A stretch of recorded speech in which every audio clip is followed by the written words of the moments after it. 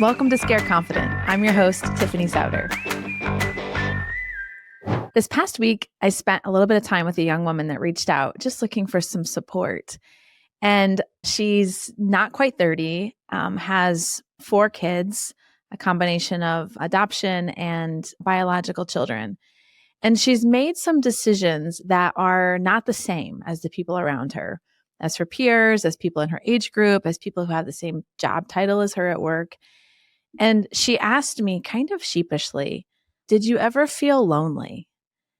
And I felt like this wave just like go through my body so quickly. And I almost like started crying actually. And I was like, oh my word, I felt so lonely at work because I was like the leader when I was in my 20s and I didn't really have like people I could tell my problems to. I felt so lonely as a mom because I didn't necessarily have like mom peers at work. I felt so lonely at church because a lot of the like Bible studies and things that were happening during the week, I chose not to go to because of some of my professional priorities. Like I felt so lonely. And for a really long time.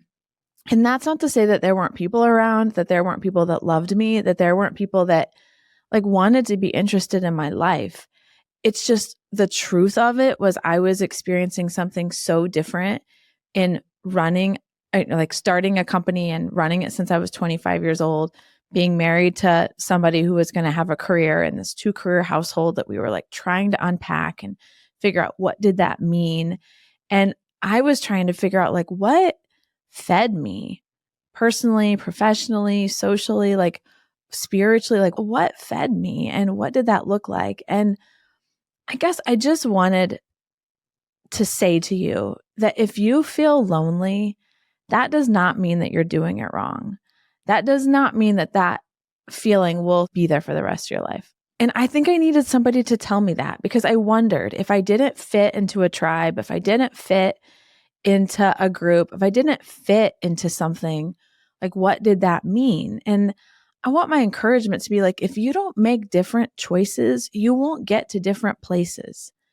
And when you have an outsized dream in your heart, when you have a vision that is uncommon, it is going to require uncommon choices that take you to uncommon places that require you to use your time in uncommon ways.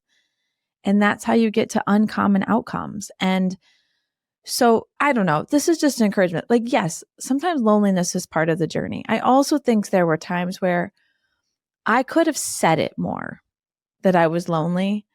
I don't know who would have fixed it, but sometimes just saying it out loud, saying that you're lonely, I think it would have released a little bit of it to me. But I remember when I felt lonely, I like would count the joys that were present in my life because I had taken this uncommon path. I would count the lessons that I had learned. I would count the people I had met. I would count the new experiences I never would have imagined. I would count the things I'd learned about myself. Like while there was and is an expense to taking an uncommon path, and I think one of those prices we pay is sometimes being lonely, there is an incredible reward in the journey and the path as well. So this is encouragement for you. Those of you who are on uncommon paths, making uncommon choices with your time, you're not doing it wrong. You're just headed for excellence. Thanks for listening. Thank you for joining me on another episode of Scared Confident. Until next time, keep telling fear, you will not decide what happens in my life.